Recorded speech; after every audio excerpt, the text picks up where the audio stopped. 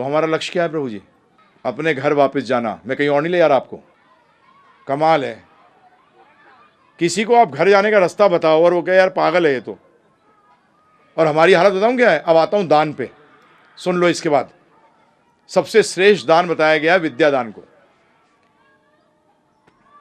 अविद्या के नहीं। मैं बता चुका हूं आपको, भौतिक जगत का ज्ञान अविद्या बताया गया शास्त्रों में। क्योंकि क्या बताया था डेफिनेशन? अविद्या मृतस्य च। अविद्या वो ज्ञान है जो बार बार जन्म मृत्यु का चक्कर दिलाए, और विद्या अमृतस्य च, विद्या वो है जो जन्म मृत्यु के चक्कर से निकाल दे, मतलब अस्थाई से निकाल दे, वो उसको विद्या बताया गया है। अब ध्यानपूर्वक सुनिएगा। आपने एक लड़के को देखा जो रिलायंस के अंबानी का लड़का, अब आपको चांस मिला जाने का, कहां? सोमालिया। आप कहां गए प्रभु जी? सोमालिया गए। अब सोमालिया में आपने देखा उसी लड़के को सड़क पे क्या कर रहा है? रोटी के लिए भीख मांग रहा है। प्रॉब्लम ये हो गई कि ये वहां गया था किसी काम से, और इसको क्या हुआ, कोई टक्कर वक्कर हो गई, एमनीशिया हो गया। एमनीशिया में क्या होता है? व्यक्ति अपना पिछला जीवन भूल जाता है। अब ये भूल गया प्रभु जी, परंतु आपने इसको पहचान लिया। अब बताइए, मैं आपको 2 सिचुएशन बताऊंगा, उसमें कौन सी श्रेष्ठ है? आपने कहा अरे अंबानी का लड़का, जा तुझे खाना खिलाता हूं, खाना खिला के छोड़ के चले जाते हो।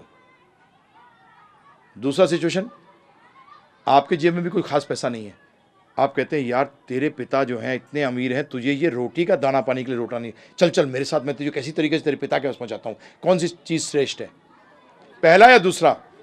कुछ ही बोल रहे हैं, जरा जोर से सभी बोलिए ना। दूसरा।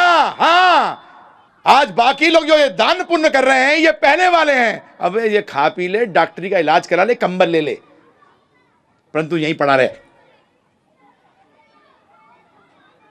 परंतु भक्त क्या बता रहा है कि यार ये तेरी भी यही हालत है, मेरी भी यही है। चाहे पैसे वाला हूं, टेंशन में तो मैं भी दुखी हूं। कई बार जब भी लोग कहते हैं, मर्सिडीज में बैठे होंगे, गरीब को देखेंगे बेचारा, मैंने कहा तू भी तो बेचारा ही है, तेरे को भी टेंशन है, उसको भी टेंशन है जी, दुखी तो वो भी है और ये भी है। मेरे ख्याल से तू ज्यादा है, वो तो आराम से रात को सोता है, तू सोने को ढूंढता है कि कैसे नींद आ जाए, है जी। वो बिस्तर ढूंढता है सोने के लिए, आप बिस्तर के ऊपर सोना ढूंढते हो, है जी। वो खाना ढूंढता है भूख पूरी करने के लिए, आप भूख ढूंढते हो खाने के लिए, है ना। क्या है, दोनों की हालत बराबर है। तो भक्त कौन है? जिसने वो भी जान लिया, आपको भी जान लिया कि चलो क्या करते हैं, साथ चलते हैं। प्रभुपाद जी यही कहते थे, मैं वैकुंठ जा रहा हूं, मैं तुम्हें लेने आया हूं, मुझे वहां से भेजा गया है गोलक वृंदावन से कि चलो। तो आज हम आपसे यही कह रहे हैं, चलो। परंतु चलने का मतलब नहीं कि छोड़ दो अभी जो है। क्या छोड़ दोगे? रास्ते में क्या खाएंगे नहीं? तो ये जीवन क्या है? वो ही जाने का एक रास्ता है। तो जीना तो पड़ेगा, तो खाना भी पड़ेगा, और खाने के लिए काम भी करना पड़ेगा, और काम करने के लिए कुछ ज्ञान भी अर्जित करना पड़ेगा, अविद्या को भी लेना पड़ेगा। परंतु अविद्या को क्यों ले रहे हैं? विद्या के लिए। ध्यान रखना, जी किस लिए रहे हैं? भगवत धाम जाने के लिए। आज हमारे साथ क्या है, हम मंदिर क्यों आ रहे हैं? जीने के लिए। जबकि मंदिर क्यों आना चाहिए? कि जिए असली मंदिर पहुंचने के लिए। मैंने कल बताया था ना, वैकुंठ की क्या है ये? दूतावास। मंदिर क्या है? दूतावास। अब दूतावास में क्यों जाते हो? दूतावास में आके उसको बोलते हो भाई क्यों आया है? भाई यहीं रहना है। अब यहां रहते नहीं तो वीजा लगता है, कहां जाने का? एम्बेसी में आप क्यों जाते हो? अमेरिकन एम्बेसी में वीजा लगाने जाते हो, कहां जाने के लिए? अमेरिका। तो वैकुंठ का दूतावास मंदिर है, परंतु यहां आजकल वीजा ऑफिसर नहीं है। प्रॉब्लम ये आ गई कि आजकल यहां वीजा ऑफिसर नहीं है, बताते नहीं कि कैसे फॉर्म भरना है और क्या क्या करना है। ये प्रॉब्लम हो गई है। जब भी ये दूतावास क्या हो गए, हर लाल डब्बा लेटर बॉक्स नहीं होता, हर लाल डब्बा लेटर बॉक्स नहीं होता। प्रभु जी ये ध्यान रखिएगा, यही प्रॉब्लम हो गई है। तो इसीलिए वैकुंठ। अब प्रश्न उठता है, हमें बद्ध जीव बताया गया है। क्या बताया गया है? तो बद्ध का मतलब किसी चीज से तो बंधे होंगे। अब ध्यानपूर्वक सुनिएगा, बद्ध जीव कहलाते हैं, उसका मतलब किसी चीज से तो बंधे होंगे, और जिस चीज से बनते हैं उनको कहते हैं गुण। गुण कहते हैं उनको। क्या कहते हैं? गुण। अब ध्यानपूर्वक सुनिएगा, आप लोगों सबने सत्संग अटेंड किए होंगे। गुण का दूसरा मतलब होता है रस्सा। 3 गुणों के बारे में सबने सुना है, सतोगुण, रजोगुण और तमोगुण। ये भौतिक जगत है ना प्रभु जी, इसकी हर चीज, ध्यानपूर्वक सुनिएगा, ये लोहे की नहीं बनी हुई प्रभु जी। इसमें पहले ये 3 गुणों से बनी हुई है, उन तीनों गुणों के बाद इसने लोहा का आकार ले रखा है उन गुणों ने। जैसे कि बर्फ नीली हो, पीली हो, लाल हो या कुछ भी हो, पहले वो पानी है, उसके बाद उसमें रंग डला हुआ है और उसके बाद उसके अलग अलग आकार हैं, परंतु बेसिकली क्या है? पानी।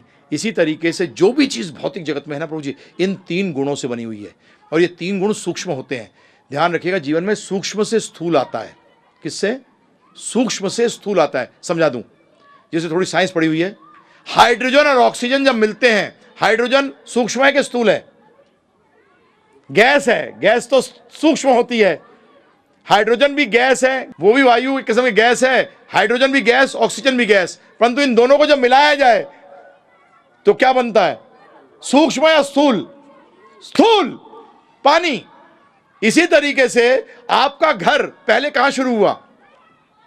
मन में। और मन क्या है? विचार क्या है? स्थूल या सूक्ष्म? और सूक्ष्म से क्या बना? स्थूल।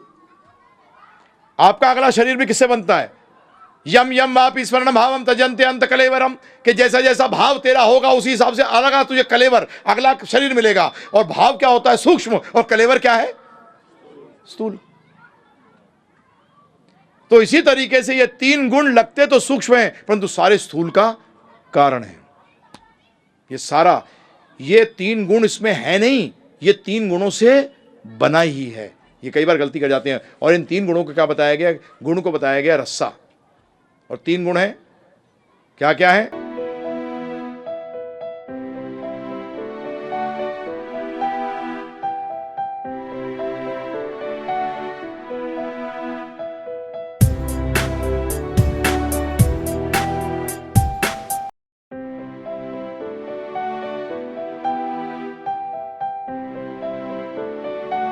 Subscribe us on youtube.com/GiveGeeta. Like us on facebook.com/GiveGeeta. Follow us on twitter.com/GiveGeeta.